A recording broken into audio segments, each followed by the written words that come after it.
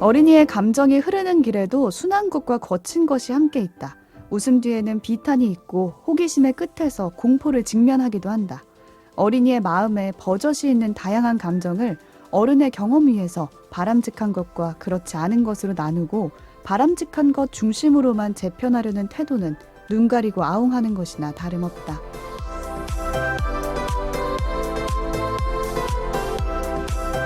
책도 읽고 넷플릭스도 보는 일석이조 취향 추천 팟캐스트 책플릭스. 오늘은 김지은 작가의 거짓말하는 어른 속 한 구절로 시작합니다.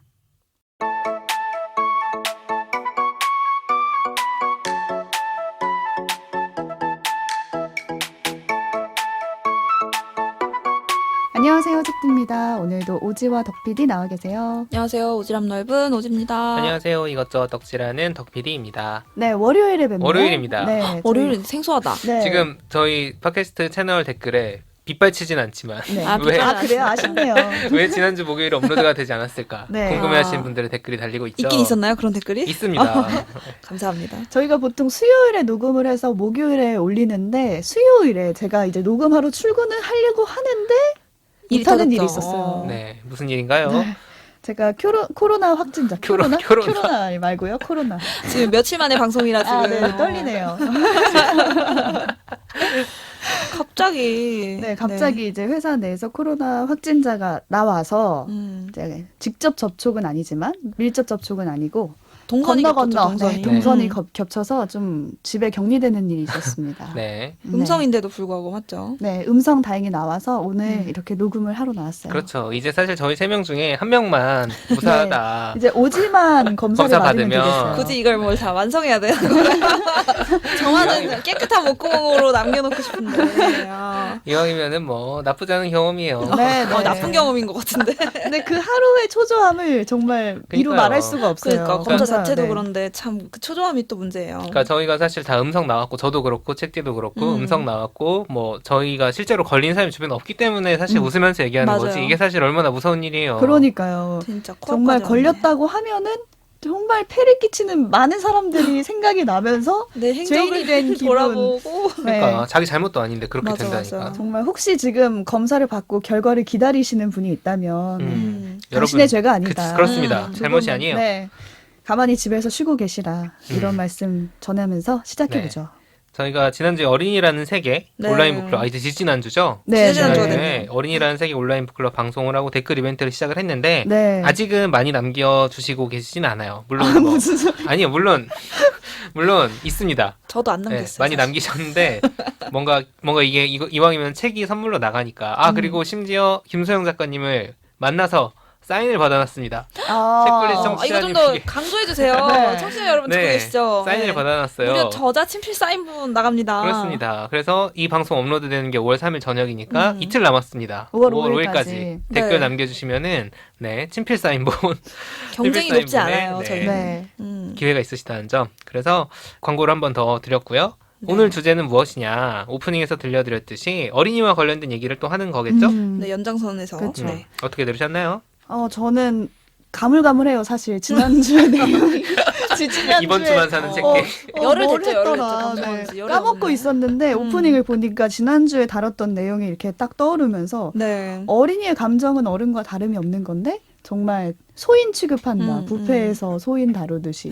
막 부패처럼 맞아. 그런 얘기 했었죠, 저희. 그런 얘기 했었잖아요. 딱 어른의 감정보다 어린이가 겪고 있는 감정은 소인이다라고 우리가 생각하는 게 아닌가라는 생각이 들었고 우리가 어렸을 때 빨리 어른이 되고 싶은 이유가 그런 취급 때문이었잖아요. 나의 맞아요. 감정을 어린애 취급하고 무시하고. 1인분으로 안 애니까 쳐주고. 라고 생각하는 그것 때문에 빨리 어른이 되고 싶었는데 그걸 또 잊고 살았다. 맞아요. 그때 저희 그 얘기 나눴었죠. 어린이는 우리가 꼭 도와줘야 될 존재고 그래서 선악을 딱 어른이 정해서 선만을 어린이는 간직할 수 있게 악은 절대 모르는 것으로 했을 때 그 착함이 뭐냐에 대한 얘기도 나눴던 기억이 나는데 오프닝에서도 감정에도 긍정적이고 부정적인 여러 가지 감정을 모두 가지고 살아가는데 우리는 마치 좋은 감정, 이게 긍정적인 감정만 좋은 것으로 이제 강조를 하고 어린이에게 그런 감정들만 지닐 것을 요구했다라는 얘기를 하는 거잖아요. 그런 의미에서 지난주 방송이랑 또 연결이 되고 있다는 생각이 드네요. 네, 그래서 사실 어린이는 뭐 마치 순진하고 미숙하고 현실과 동떨어져 순수하고. 있고 그렇죠. 이렇지 않다는 거죠. 음.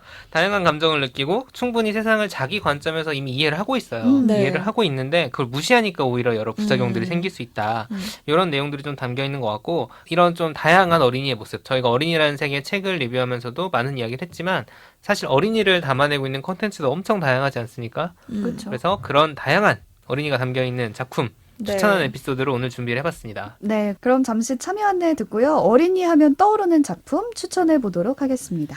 네, 책플릭스는 청취자 여러분들의 참여가 있을 때 더 즐겁고 또 풍성하다는 거 아시죠? 지금 방송 들으시는 채널의 댓글 또 아니면 트위터나 인스타그램 같은 SNS에 해시태그 책플릭스 붙여서 방송 들으신 감상 남겨주시면 저희가 또 가장 큰 힘을 얻을 수 있는 방법이고요. 또 그 마음을 담아서 저희가 커피 쿠폰도 선물로 보내드리고 있습니다.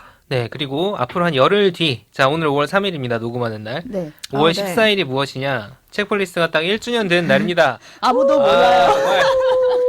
어쩌다 우리의 1년이나 기념일. 했어. 우리의 기념일. 우리만 아는 네. 작은 기념일. 그렇습니다. 돌잔치 수다방을 저희가 좀 준비를 해보려고 하는데 네. 지난번에 뭐 작년 11월이었죠? 한번 수다방 할 때 이제 저희가 질문을 받았어요. 청취자분들께. 네네. 이번에는 조금 더 좁혀서 질문을 좀 받아서 저희가 그걸로 좀 꾸며보려고 하는데요.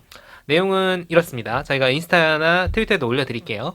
자, 무엇을 하면서 책플릭스를 들으시는지 그리고 이 청취자 시점의 베스트 에피소드. 그러니까 댓글 남겨주시는 분 저희가 뭐 투표 받는 건 아니고요. 내가 책플리스트 청취자인데 이런 에피소드가 좋았다. 뭐 너무 막 10개씩 꼽아주시면 안 되고 한두 개 정도.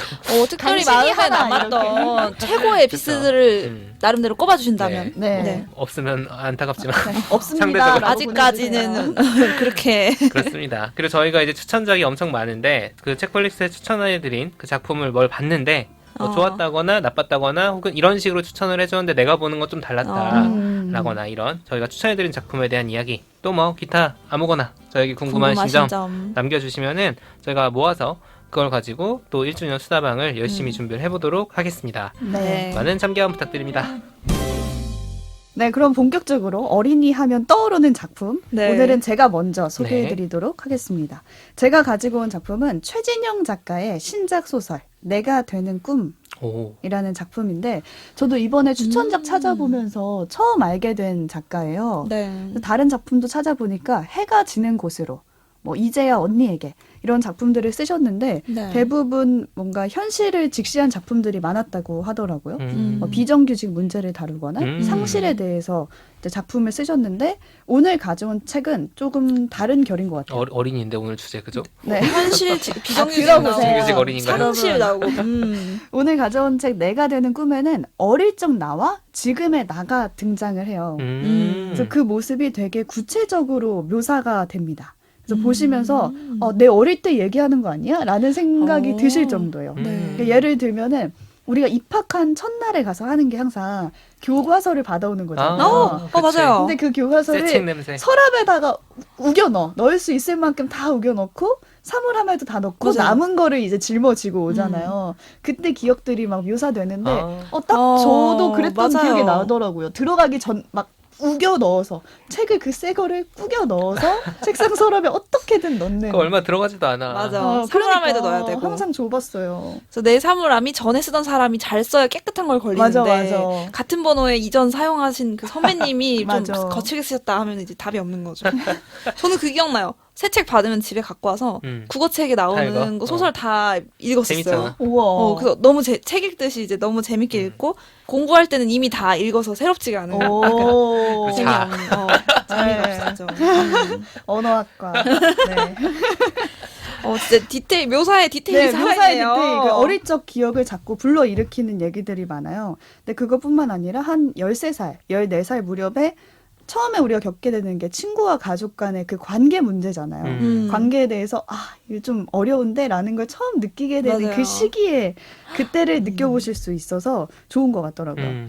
또 이 책의 특이한 점은 시간물이라는 점인데 그쵸. 네, 현재와 과거에 내가 둘 다 나오니까. 그러니까 주인공이 보낸 편지가 어릴 적 자신에게 배달이 되고 어릴 적 10월에? 주인공이 보낸 편지가 그건 인터스텔라인데? 지금의 자신을 받게 되는 그런 플롯을 가지고 있어요. 그걸 큰 틀에서 생각하시면서 줄거리를 들으시면 더 쉽게 이해가 되실 것 같아요. 줄거리 간략하게 말씀드리면 우선 주인공은 태희라는 인물이에요. 테이. 네. 그래서 현재의 태희와 과거의 태희의 모습이 번갈아 가면서 전개가 됩니다. 현재 태희는 몇 살쯤 됐나요? 한 30살 정도 된 것 같아요. 어른. 네, 어른, 회사원. 근데 현재 태희의 상황을 먼저 설명드리면 정말 최악이에요. 왜 30살에 벌써 또. 곧 사표를 내고 싶은 사표를 이제 품고 다니는 회사를 그래요. 다니고 있고 회사 내에서 그 동료들과의 관계에서 또 어려움을 겪고 있고 남자친구가 바람을 핀다는 걸 알게 되고 아이고. 또 자신을 어릴 적부터 키워줬던 외할머니가 노환으로 이제 돌아가시고 아이고. 그러니까 진짜 관계가 많은 걸. 끊기고 엉키고 어려운 상태가 지금 이어지고 있는 거예요. 네. 그러다가 우연히 1년 뒤에 자신에게 편지를 보내준다는 이벤트 우체통을 발견을 해요. 그런 거 음. 있죠, 네, 가끔씩. 미래에 나한테 느린 보내주게. 우체통. 맞아요. 나한테 딱 날라오는 그거. 타임캡슐이구나. 그 편지를 이제 쓰게 되는 거예요. 근데 그 편지는 어디로 가게 될까? 근데 앞서 설명드렸듯이 이 편지는 1년 뒤 미래로 가지 않고 과거로 갑니다. 배송사고네? 그러니까. 너무 옛날로 책임을 갔네. 물어야 돼요. 중학생 태희에게 가게 되는 거예요. 근데 네. 중학생 태희는 지금 그냥 서울에서 잘못 온 편지를 자기가 이름이 같다는 이유로 자기 손에 얻게 돼요. 그러니까 이름이 딱 태희라고 돼 있는 거예요. 미래의 나라고는 상상도 못하죠, 당연히. 근데 서울에서 편지가 왔대. 그래서 이게 뭐지 하고 보니까 지금쯤 남자친구와 헤어졌겠지 너는. 꼭 헤어져야 된다 태희야. 회사는 꼭 그만둬야 한다. 30살 시점에서 썼구나, 미래의 네. 나에게. 그렇게 쓴 거예요. 근데 이제 이걸 받아본 중학생인 태희는 뭐야 전혀 관계없는 스팸 이야기가 메일이네, 그렇지. 막. 쭉 나열돼 있으니까 이거 잘못 왔구나 이렇게 어. 확신을 하게 되는 거예요. 근데 그 편지를 딱 받았을 때 태희 역시 상황이 굉장히 안 안 좋아? 좋았어요. 중학생 태희도. 인생은 반복된다. 원래 중학생 때 힘들어. 중학생 때 얼마나 힘든데 그게 딱 부모님이 자주 싸우게 되는 시기이기도 하잖아요. 그때가. 그래서 싸우던 부모님이 결국에는 떨어져 살게 돼요. 그러면서 이혼한 건지 별거인지 잘 모르겠어요. 부모님의 상황을. 근데 자기는 그냥 외갓집에서 중학교를 다니게 되는 거예요. 그래서 초등학교 때 같이 다녔던 친구들하고도 헤어지고 그리고 부모랑도 같이 살지 않아요. 그냥 외할머니 댁에서 이모랑 방을 같이 쓰면서 살아가게 되는 거예요. 쉽지 않았겠네요. 사춘기가 올 수도 있고, 그 시절에. 그래서 딱 자기가 뭔가 혼자 버려진 느낌을 받는 거예요.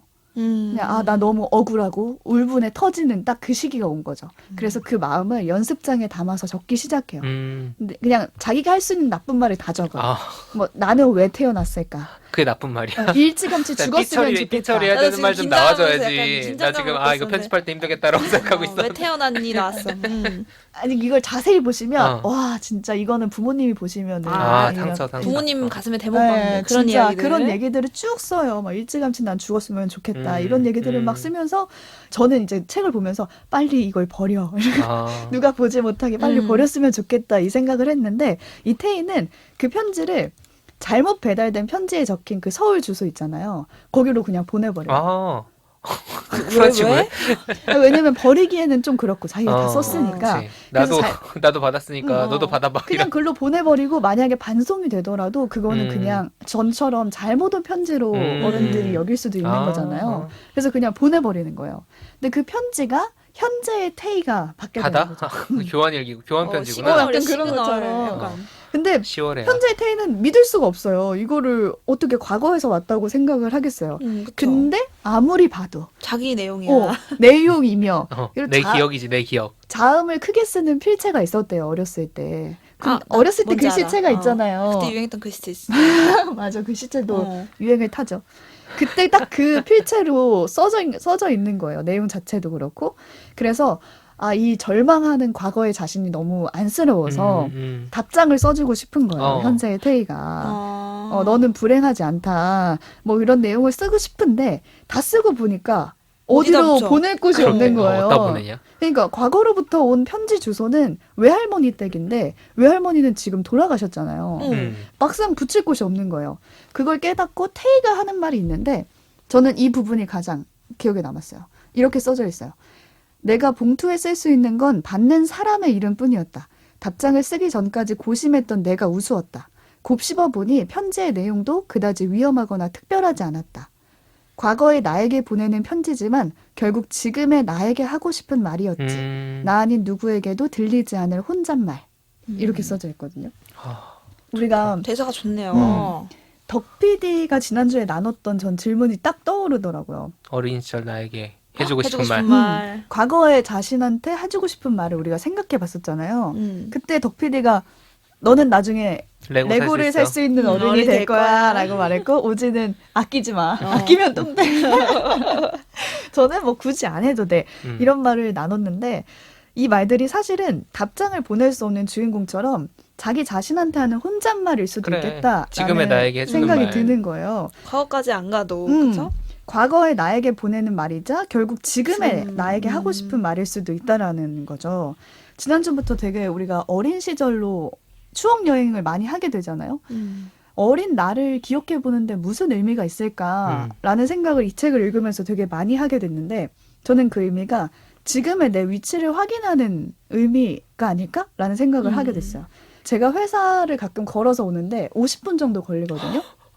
강 운동 건너와야 삼아. 되잖아. 강 건너서. 운동 다리 건너서. 그러면은 출발지를 찍고 도착지를 회사로 찍으면 그 루트가 나와요. 앱에. 그러다가 내가 어디쯤 왔지? 얼마나 더 가야 되지? 막 이런 생각이 들 다리가 때 아파. 내 위치 확인 버튼을 딱 눌러요. 음. 그럼 내가 왔던 길과 남은 길이 보이면서 딱 지금 빨간 점으로 내 위치가 확인이 돼 있는 거예요. 네. 근데 그런 것처럼 뭔가 내 어린 세계나 어린 시절을 떠올려 보는 게 내 위치 확인 버튼이 되는 것 같아요.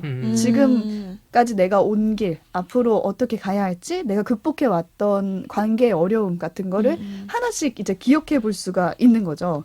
그걸 아는 사람은 나밖에 없잖아요.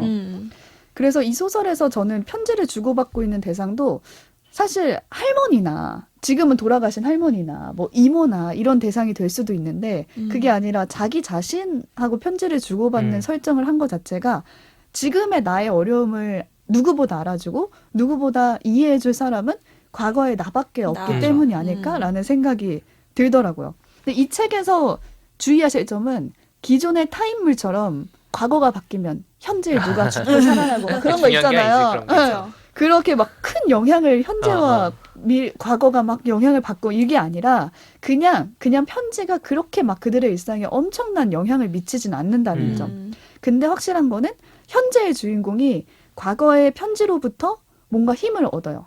과거의 주인공은 잘 모르겠어요. 모르지. 근데 현재의 주인공은 그 과거로부터 온 편지를 보면서 자기가 지금까지 걸어온 거, 지금까지 겪었고 해결해온 관계들을 생각해 보면서 힘을 얻는 거예요. 되게 위로를 받았을 것 같아요. 그거에 좀 중점을 두면서 우리가 어린이의 세계를 바라본다는 거, 좀 어린 시절 나를 기억해 본다는 거에 의미를 좀 찾아가는 소설이 아닐까라는 생각이 들어서 가지고 와봤습니다.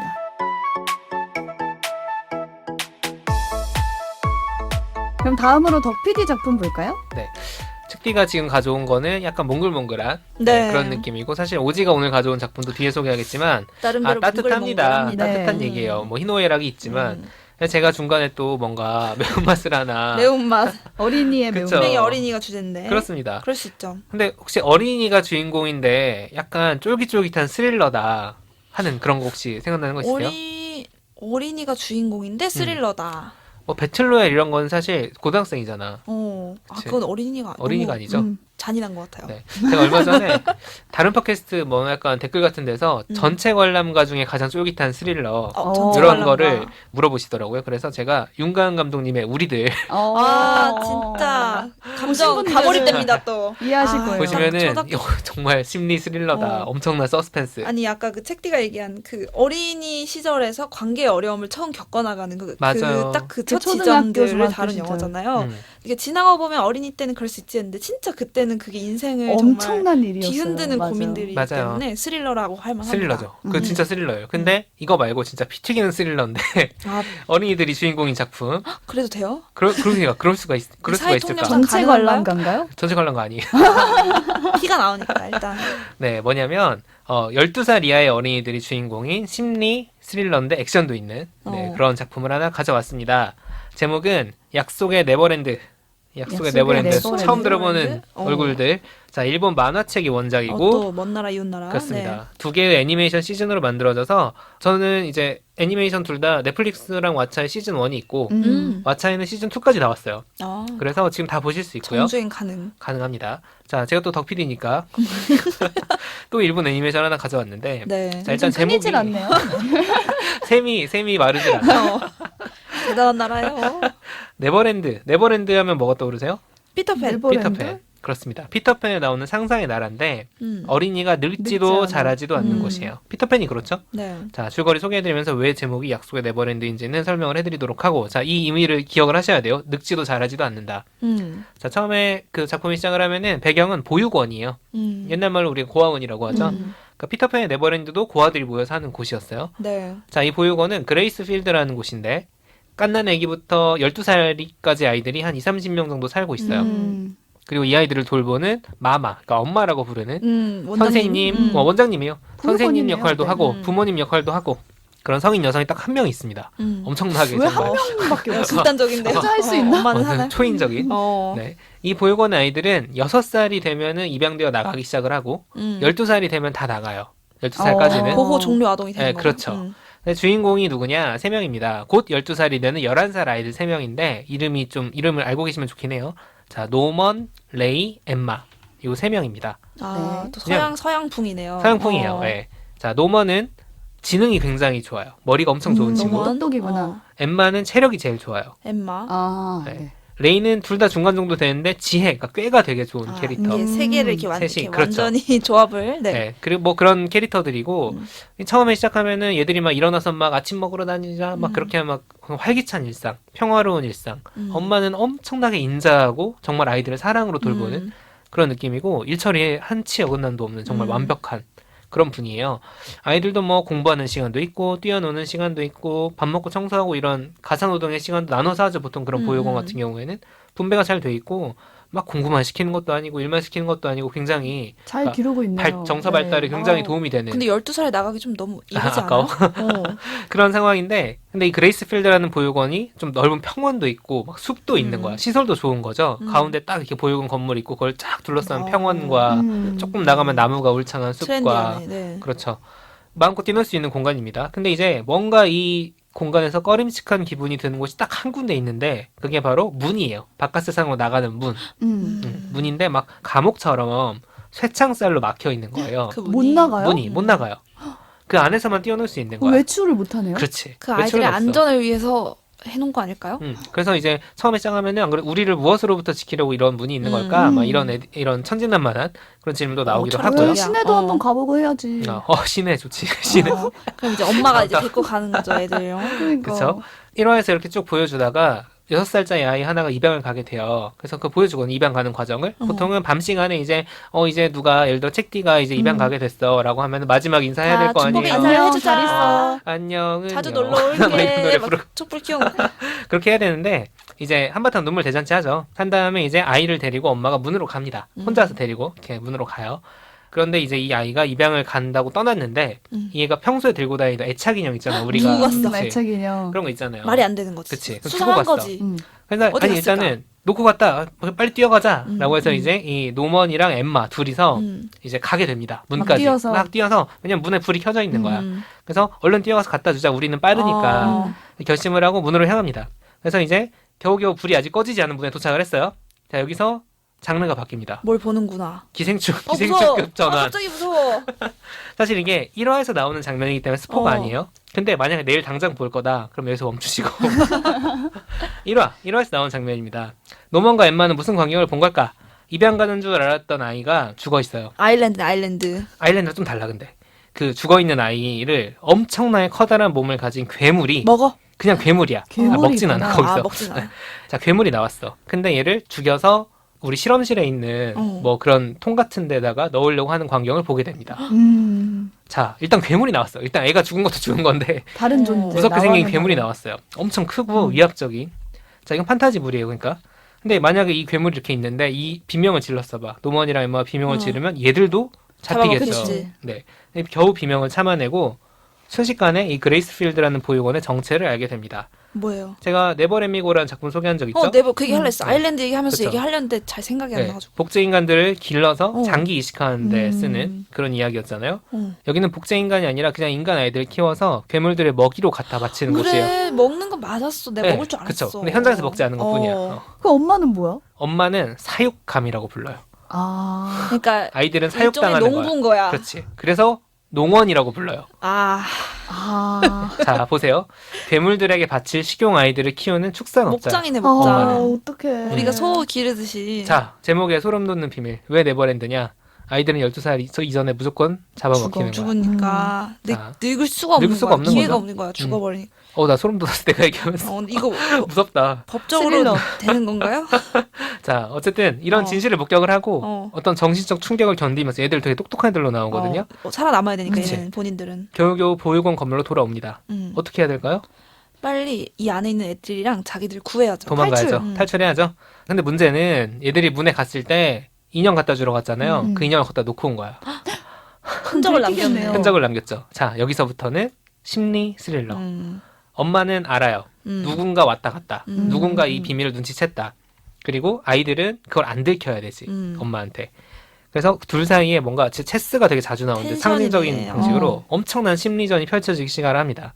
애들 입장에서 생각을 해보면 상주한 어른은 엄마 한 명이에요.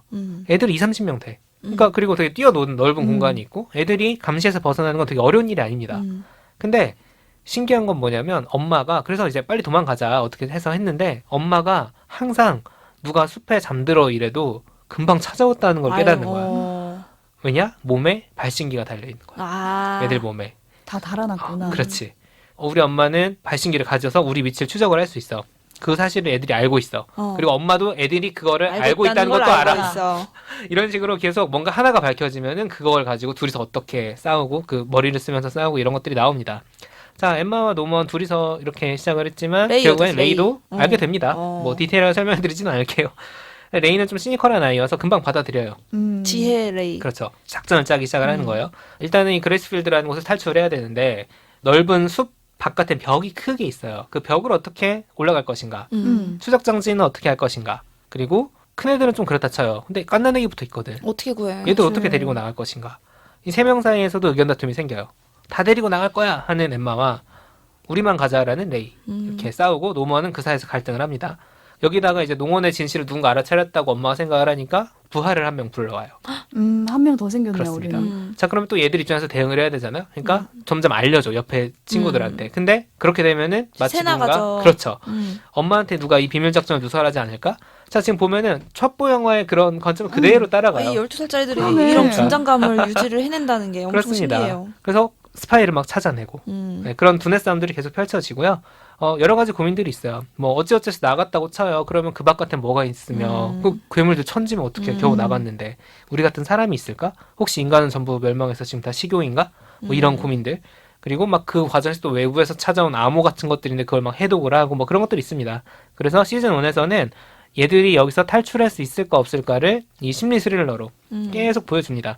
시즌2 얘기는 오늘은 하진 않을게요. 왜냐면 왜요? 시즌1의 결말이 스포니까. 아, 그렇군요. 그럼 2가 결말 끝까지 가는 건가요? 애니메이션은 시즌2에서 끝나는데 저는 개인적으로는 시즌1까지는 애니메이션으로 보시고 그 다음에 그냥 만화책을 보시길 추천을 해드려요. 어려운 왜냐면 미션을 주네. 시즌2가 처음부터 만화책 익숙하신 분들은 만화책을 보셔도 되는데 시즌2 애니메이션이 철저한 망작. 진짜요. 시즌1은 아쉽네요. 정말 재밌게 봤거든요. 근데 항상 시즌2도 이렇게. 막 작화나 구성이 너무 성기다기보다는 원작에 되게 굉장히 긴 부분을 엄청 줄여놨어. 그러니까 점프가 너무 많더라고요.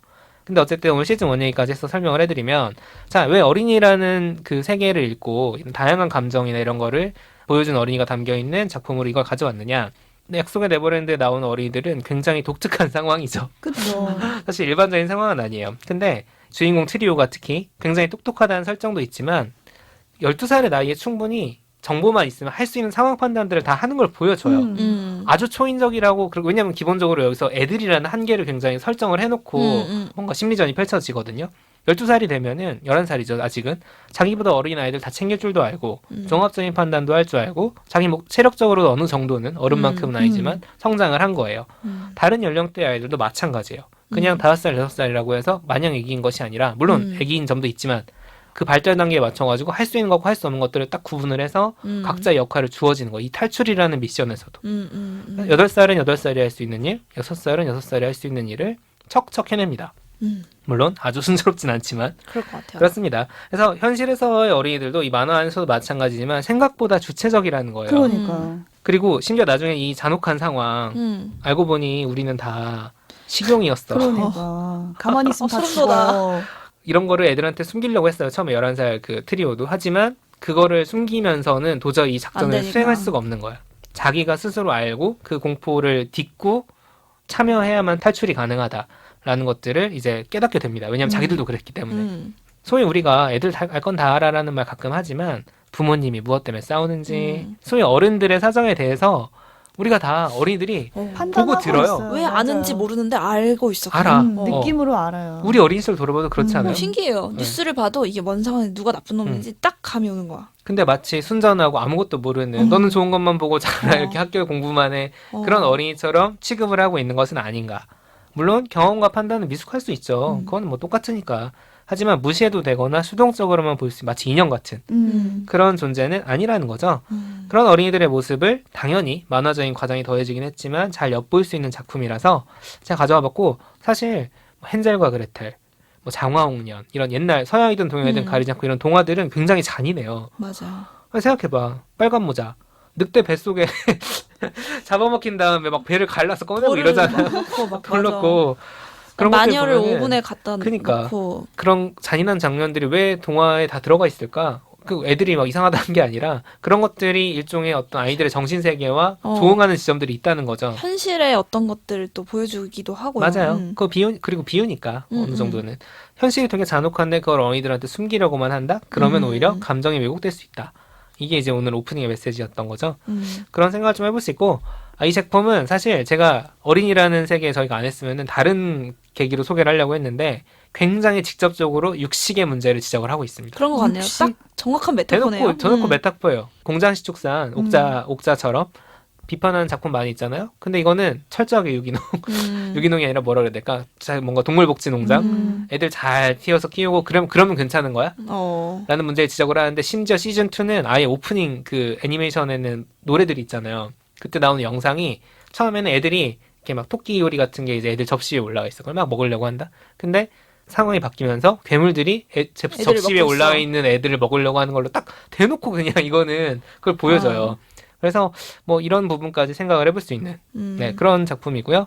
일단은 제가 막 이런저런 의미로 얘기했지만 정말 재밌습니다. 재밌을 것 같아요. 심리 스릴러 좋아하시는 분들은 정말 이게 막 한화 한화 지나갈수록 하나씩 막 해결하면 막히고 해결하면 막히고 퍼즐이 짜여지고 이런 재미가 있거든요.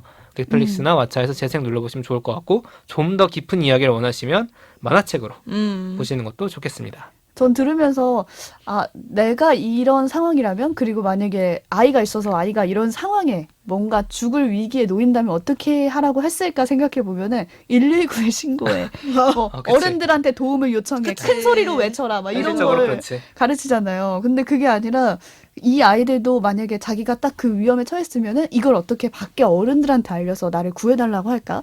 이런 방법을 모아내는 게 아니라 그 내에서 자체적으로. 자기들끼리 전략을 짜가지고 탈출 방안을 세운다는 것 자체가 되게 색다른 시선 맞아요. 같아요. 그리고 물론 당연히 너무 판타지죠. 만약에 애들끼리만 답을 하면 당연히 그쵸. 조력자들이 있습니다. 네. 그때그때 조력자들이 있고 근데 그 상황마다 판단을 누가 하고 감정을 누가 느끼고 있느냐를 철저히 어린이들의 시선에서 보여준다는 거죠. 저만 해도 만화니까 되지 이게 애들이 무슨 그렇게 복잡한 사고를 해라는 막 그쵸. 의심이 막 드는 거예요. 처음 들었을 때는. 근데 말했다 보니까 그 나이 때 필요한 의사결정과 판단들 또 자기들끼리 규칙을 만들고 또 맞아. 그 복잡한 규칙에 따라서 행동하고 막 협동하는 것들이 있다고 하잖아요. 아이들도. 맞아요. 그 만화를 좀 보면 리마인드가 되지 않을까. 네. 재밌습니다.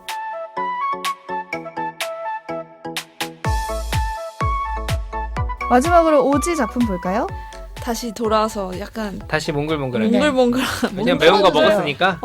이거 다시 되게 처절하게 현실을 사실은 거의 필터 없이 보여주기 때문에 마냥 따뜻하지만은 않지만 또 한편으로는 큰 위로를 얻을 수 있는 작품. 영화 보이후드라는 작품인데요. 네. 명작이죠. 명작입니다. 이제 이 영화의 배경을 좀 먼저 얘기를 나누면 이 감독이 리처드 링클레이터라는 감독인데 비포 시리즈로 이름은 못 그렇습니다. 들어봤어도 비포 시리즈는 아시잖아요. 그쵸. 너무 비포 좋아요. 선라이즈, 비포 선셋 그 비포 시리즈의 감독이고 그렇기 때문인지는 모르지만 에단 에단 호크가 호크가. 중요한 역할로 출연을 하고 있습니다. 근데 이 영화의 이제 가장 중요한 어떤 포인트는 뭐냐면 이 영화의 기획 자체가 엄청 신선해요. 그러니까 보통은 어린 아이가 커서 성장하는 과정을 담을 때 보통은 배우가 아역과 여럿이죠. 어른 역할을 따로 섭외를 그쵸. 해서 최대한 닮게 연출을 해서 시간의 흐름을 보여주잖아요. 이 영화는 실제로 시간의 흐름을 담은 영화예요. 그러니까 2014년 개봉작인데 2002년부터 그쵸. 제작이 된 12년 12년에 동안 걸친 찍은 거예요. 어마어마한 와. 프로젝트입니다. 그래서 보통은 우리가 이제 지금 현재 시점에 아까 태희와 같이 지금 현재 내가 있다면 과거의 나를 연출할 때 그 시대 그런 소품이나 유행했던 어떤 문화나 이런 거를 조사를 해서 고증을 하잖아요. 어렵게 그 시절에 그쵸. 쓰는 핸드폰 구해서 막 찍고 응답하라 응팔만 시리즈에서 해도 응팔 보세요. 그런 연출이잖아요. 그래서 이걸 얼마나 그때 그 시절 비슷하게 재현하냐 이게 어떤 포인트인데 이 영화는 실제로 그 당시에 유행하는 노래, 그 당시에 입는 옷, 그 당시에 쓰는 어떤 물건들 이런 걸 그대로 그냥 갖다 쓰기만 하면 그 자체가 그치. 그냥 고증이지. 고증이 필요 없는 그냥 현실이야. 현재야 그냥. 그래서 그렇게 그때 이제 몇 년에 한 번씩 아이들이 커가는 모습들도 제역이 아니라 본인이 직접 크기 때문에 리얼하게 정말 그 시간의 흐름을 볼 수 있는 엄청난 기획입니다. 와.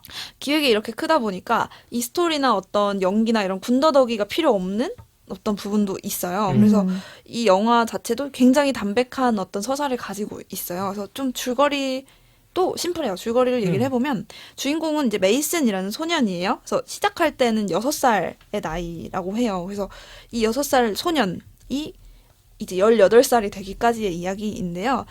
이 소년은 가족을 살펴보면 엄마랑 누나랑 셋이 살아요. 엄마는 지금 이제 첫 번째 남편, 그러니까 에다노크가 분한 그 남편이랑 이혼한 상태고 이제 엄마 혼자서 애들 둘을 열심히 기르는데 어렵죠. 힘들고 지금 너무 길이 안 보이니까 다시 자기가 나고 자란 자기 친정 엄마가 살고 있는 텍사스로 다시 이사를 가서 거기서 내가 교육을 다시 좀 더 받고 아이들의 미래를 위해서 좀 길을 찾아보겠다 하고 이사를 가면서 영화가 시작이 됩니다. 그래서 막 사실은 이 영화 전체가 긴 분량인데 뭐 큰 극적인 기승전결이 없어요. 다 기승전결이 아니라 기기기? 약간 뭐라고 해야 될지 모르겠네. 다 그냥 시간의 흐름에 따라 그냥 보여주는 이 거죠. 아이의 정말 실제 삶이 그냥 이렇게 흘러간다라는 느낌이에요. 하지만 다큐멘터리가 아니라는 근데 거. 다큐가 아니라는 그러니까요. 거. 그래서 이 엄마를 중심으로 한 이 가정에도 되게 많은 사실은 사건과 변화가 있기는 해요. 예를 들면 뭐 새로 만난 대학교의 교수랑 다시 결혼을 했다가 이 교수의 어떤 행동으로 인해 또 이혼을 했다가 또 다른 사람과 세 번째 결혼을 하고 뭐 또 이혼을 하고 막 이런 가정의 변화들이 있고 그 안에서 이제 영화가 주목하고 있는 그 렌즈 안에 담기는 그림은 뭐냐면 이 주인공 메이슨이라는 소년이 점점 성장해 나가면서 어떻게 변화하느냐 이게 사실은 가장 핵심이 되는 재료예요. 맞아요. 그래서 정말 어떻게 보면 평범해요. 얘가 정말 교육원에서 탈출해야 되는 모험을 하는 것도 아니고 뭐 시간 여행을 하는 것도 아닌데 너무 비교 대상이 좀 죄송해요.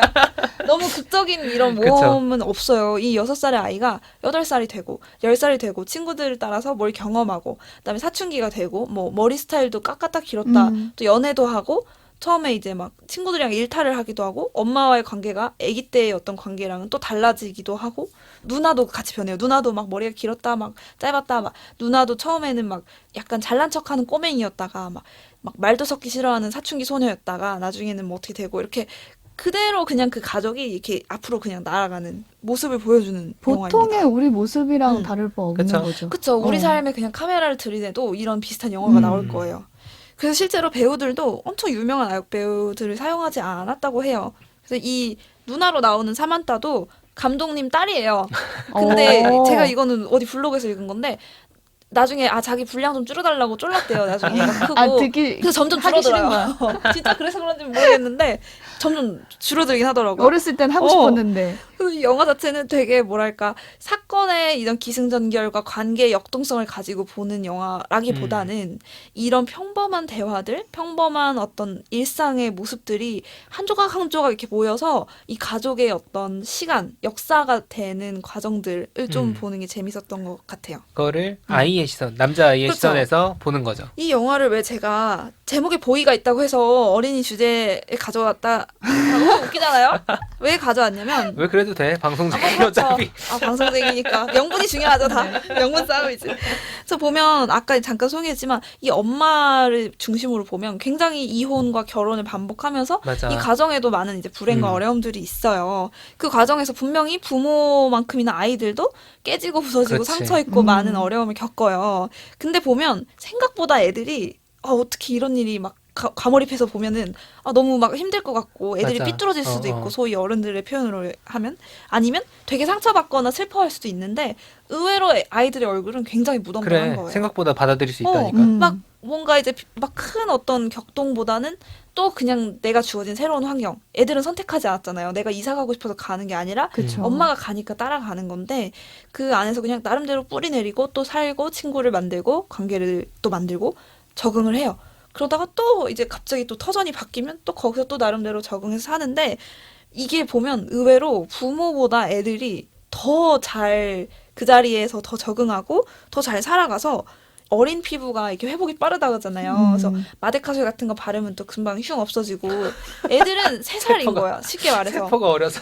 젊은 거야. 그래서 3살이 솔솔 금방 나는데 어른들은 아침에 베개 자국 나도 오후까지 있고 이러잖아요. 그게 노화지, 느끼시나요? 노화.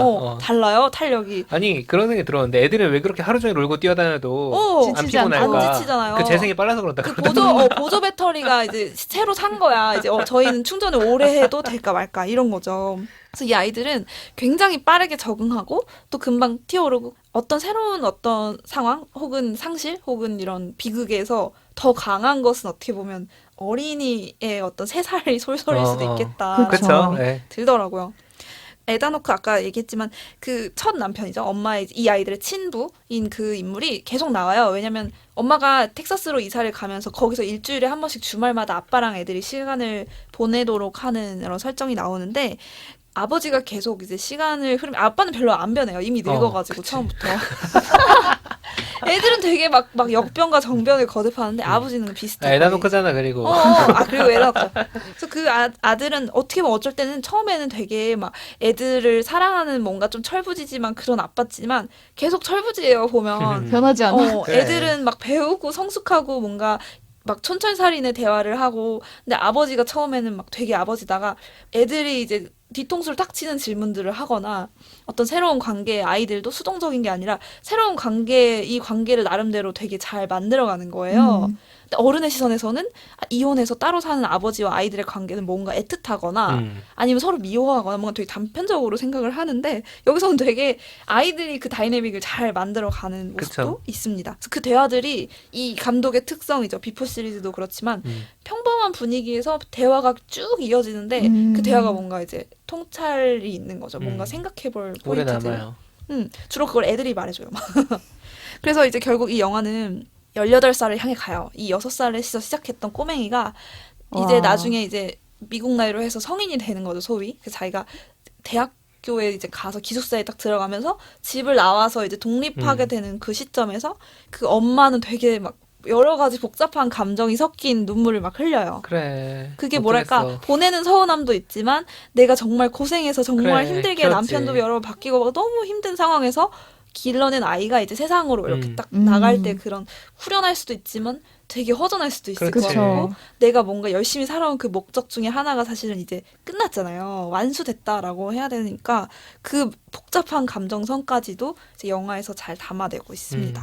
실제로 패트리샤 아케트 캐릭터가 워낙 배우가 패트리샤 아케트인데 워낙 좋아서 이게 아카데미에 굉장히 여러 부분 맞아요. 노미네이트가 됐는데 그때 하필 버드맨이랑 붙었어요. 근데 그랬군요. 버드맨이 오, 싹쓸이를 몰랐네. 해가지고 근데 제가 또 패트리샤 버드맨. 아케트는 조연상을 받았죠. 아, 여조연상을 그랬나요? 받았다. 네. 연기가 너무 좋았죠. 연기가 정말 그 엄마의 그 복잡한 마음, 이 아이를 정말 책임지는 엄마예요. 사실은 되게 방치하고 이런 엄마가 아니고 어떻게든 이제 책임지면서도 자기의 이제 커리어를 열심히 만드는 엄마인데 이제 남편들이 좀 별로였죠. 다 별로였어요. 여기 나와서 그니까 좀 다 별로야. 좀 그런 분들이 또 있을 수 있어요. 근데 이 막연한 그런 피곤, 그다음에 좌절 이런 거보다는 어떻게든 이제 시간이 한 발 한 발 앞으로 나아가는 그런 부분들이 잘 담담하게 담겨 있어서 좀 길어요. 러닝 타임은 2시간 반에 가까운 러닝 타임이긴 한데 그냥 홀린 듯이 이제 보게 되는 거예요. 그러게요. 아니 보이후드라 그래서 저는 그 주인공의 삶만 쭉 들여다볼 수 있을 줄 알았는데 그게 아니라 아니에요. 진짜 어른들의 이 가족에 대한 네. 이야기예요. 그래서 물론 집집마다 저희는 다 스토리가 다르잖아요. 각자 가족의 또 평탄하지만은 않잖아요. 누구나 어쩔 때는 고생을 하고 어쩔 때는 행복하고 이런 스토리들이 다 있을 텐데 거기에 딱 카메라를 들이대서 12년을 찍었다. 이런 작품이 나오지 않을까. 누구에게나 이런 일상의 조각조각들을 다 모아놓으면 영화가 될 수 있다라는 생각이 있죠. 들었어요. 사연 없는 사람 없고. 그러니까. 이 영화 빡 때리는 눈물 포인트는 없지만 보고 나면 굉장히 마음이 따뜻하면서도 뭔가 많이 아련한 차올라 약간. 근데 되게 충만해. 저는 아련하더라고요. 마치 내 영화, 내 가족 영화를 본 것처럼. 이제 다 뭔가 지나갔구나. 어린 날에 이렇게 좋다? 그냥 어린 날의 시절이 그냥 다 이제 끝났구나라는 괜한 마음 때문에 좀 아련했어요. 저는 이것도 궁금해요. 이 주인공 메이슨이 이 영화에 출연하길 잘했다고 생각할까? 왜냐면 후회할 수도 있지 않을까 싶거든요. 중간에 그만뒀으면 어쩔 거야. 그만두고 싶은데 계약상 그만둘 수가 없는 거예요. 저도 그 부분을 좀 그런 못 디테일한 찾아본 게 부분은. 아쉽네요. 좀 인터뷰 같은 걸 찾아보려고 했는데 많이 있진 않았는데 실제로 이 아이가 얼굴이 자기의 어린 시절에부터 지금 어른이 될 때까지 얼굴이 다 스크린에 그러니까요. 남아있는 셈이라서 이렇게 못났다가 이뻤다가 막 좀 외모도 그쵸, 변하고 그런 달라지는 게 너무 재밌어요. 진짜 이거는 다큐멘터리 같은 느낌. 맞아요. 주인공은 어떻게 느낄지 모르겠지만 이제 보는 관객 입장에서는 상당히 흥미롭죠. 덕분에 같이 어린 시절로 갔다가 같이 내가 커가는 느낌처럼 들여다볼 수 있지 않을까. 이거야말로 타임슬립이죠, 일종의. 12년을 2시간에 담아낸 그치. 어떤 기록이니까. 그래서 이 보이후드라는 작품 왓챠에서 보실 수 있고요. 좀 길지만 잔잔한 시간 맞습니다. 되니까 마음 먹고 앉아서 차분하게 한번 네네. 보시기를 권합니다. 보면은 가끔 자극적인 거 보기 힘들 때 있어요. 음. 그럴 때 아주 좋습니다. 음악도 되게 좋아요. 음악 좋아요. 그리고 그때 실제로 그 응팔처럼 실시간으로 그때 이제 좋은 노래들 찾아서 써서 그 한 예로 초반에 이제 콜드플레이 노래가 하나 나와요. 근데 그 당시만 해도 콜드플레이가 되게 안 유명한 밴드였대요. 인디 밴드. 지금처럼 유명하지 않았죠. 근데 그때 옐로우란 곡이 삽입이 됐는데 지금 이렇게 시간이 그렇지. 흐르고 그러네. 지금은 옐로우 뜨면 뭐 떼창이죠. 주식을 잘 산 거죠. 감독님의 안목에 있었던 거죠. 그렇습니다. 네, 한번 좀 추천을 드립니다. 네.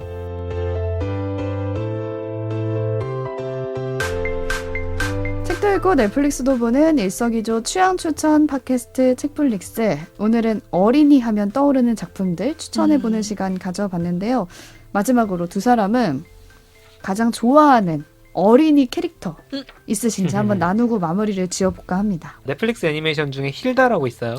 힐다가 주인공 이름인데 제가 오늘 소개하려다 말았어요. 사실 왜냐면 이거 되게 재밌어요. 너무 재밌고 근데 약간 힐링물이야. 힐링물이죠. 근데 약간 기괴해. 맞아. 힐링물인데 왜 기계예요? 되게 자, 좀 그림체가 좀 이상한데? 되게 특이해요. 이게 영국이랑 캐나다 합작 애니메이션인데 판타지가 좀 섞여 있어요. 그러니까 주인공 힐다는 그냥 어린 아이인데 모험을 좋아하고 자기 감정에 솔직하고 또 주장도 또 강하고 그런데 그런 자기 모습에 뭐 누군가 상처를 입으면 반성하고 사과할지도 않은 어쨌든 그런 밸런스가 좋은 캐릭터인데 배경이 그 약간 판타지적이다 보니까 막 돌 괴물들, 트롤이 나오고 마녀들이 나오고 그러니까 여러 가지 되게 봤을 때 동화적인 거야. 전 약간 게임 같았어요. 그렇죠. 그런 느낌도 좀 있죠. 어드벤처 게임 같은 그런 느낌. 이 힐다라는 캐릭터가 되게 그 나이대에서 사려 깊은 초등학교 정도 되는데 그런 모습들을 보여주거든요. 그리고 감정을 되게 잘 드러내요. 좋은 감정이든 나쁜 감정이든. 그래서 제가 시즌 1에 저희 성교육 특집 하면서 플립이라는 영화 소개한 적이 있는데 거기 주인공인 줄리랑 좀 겹쳐 보이는 부분이 좀 있었어요. 왜냐하면 약간 감수성이 풍부하면서 계속 자기를 생각하는 어린이 그런 느낌을 제가 좋아하나 봐요. 내가 못 그래서 그런가? 아니 그냥 물어본 건데 이렇게 자세하게 말씀하시면 다음에 말할 사람들이 좀 이 정도로 준비 안 했어? 부담이 됩니다. 전 그냥 캐릭터 이름 정도만 그래? 나눠볼까 한 저는 건데. 두치아 뽑고 얘기하려고 하는데 저는 아리요 닥터스러브의 저는 두치아 뽑고 저는 좋아하는데 네. 그러니까 물론 그때 봤던 만화들 다 기억에 나요. 뭔가 다 추억이어서 그런지. 그래. 근데 저는 두치뿌꾸 노래 때문에 좋아요. 한치두치. 맞아 아직도 기억나. 빵 그 노래 되게 좋아하는데 지금 이제 되게 옛날에 봐서 뭐 디테일한 거 조금 날라갔는데 되게 막 말도 안 되는 상황에서 두치가 굉장히 착한 것 같은 거예요. 갑자기 막 집에 드라큘라비랑 그치? 괴물들이 프랑켄슈타인이 들어오잖아. 갑자기 우리 집에서 살아 같이. 얼마나 끔찍해요. 모든 상황이. 갑자기 이제 누가 와도 짜증나는데 다 괴물들이야. 근데 되게 인내심 있게 밥도 챙겨주고 맞아. 잘 챙겨줘요. 맞아 생각해보면. 그랬어 생각해보면. 이 둘리. 뿌꾸 강아지도 좀 진상인데 다 진상인데 다 잘 두치 챙겨주고 불쌍해. 얼마나 착해요. 그래서 좀 그런 그러니까. 민폐를 견디는 어린이들이 좋았던 것 같아요. 그때는 모른다. 아기 지금 공룡 생각해보면. 지금 생각하면은 이제 그냥 그치. 부럽지. 막 그 상황에 놓인 저 주인공이. 둘리도 그래가지고 처음에는 고길동이 둘리 괴롭힌다고만 맞아, 생각하는데 맞아. 악역이었는데 지금 생각해보면 재평가. 정말 정말 착한 사람이었다. 정말. 그렇습니다. 저 같은 경우에는 닥터 슬럼프의 아리가 제일 기억에 남는데 그냥 다른 귀엽죠. 이유는 없고 되게 외유내강이잖아요. 아리가 너무 맞아. 귀엽게 생겼으니까 맞아. 다들 그렇게 힘이 셀 거라고 생각을 못 하는데 다 이겨. 사실 진짜 엄청 센 거죠. 그냥 괴력을 쓰면서 보기와 다르게 막 음. 사고를 치고 다니는 걸 보면서 제가 또 뭔가 통쾌함을 대리 만족했던 게 아닌가. 아리는 패션도 귀여워. 지금 생각해도 두치는 귀여워. 약간 단벌 신사인데 아리는 옷도 바뀌어. 안경도 좀 바뀌잖아요. 그래서 여러분들 이렇게 생각나시는 어린이 캐릭터가 있다면 다시 한번 이제 와서 또 되짚어 보면은 그 캐릭터가 추억입니다. 달리 보이지 않을까라는 맞아요. 생각이 듭니다. 청취자 여러분도 어린이 하면 떠오르는 작품 또 좋아하는 어린이 캐릭터가 있다면 댓글로 남겨주시고요. 5월 5일까지 그러니까 지금으로부터 한 이틀 후까지 어린이날까지네요. 온라인 북클럽 이벤트 진행 중에 있으니까요. 필자에 사인이 담겨져 있는 그 책을 받고 싶으신 분들은 댓글로 많은 참여 부탁드리겠습니다. 네. 저희는 그럼 다음 에피소드로 돌아올게요. 고맙습니다. 감사합니다.